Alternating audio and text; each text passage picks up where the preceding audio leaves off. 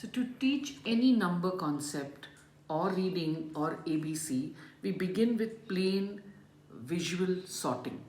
So I have a tray full of objects here and I'm going to sort them.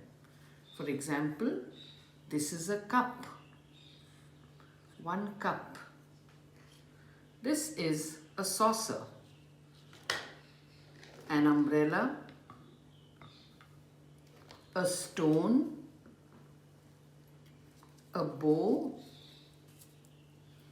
and a doll. A doll.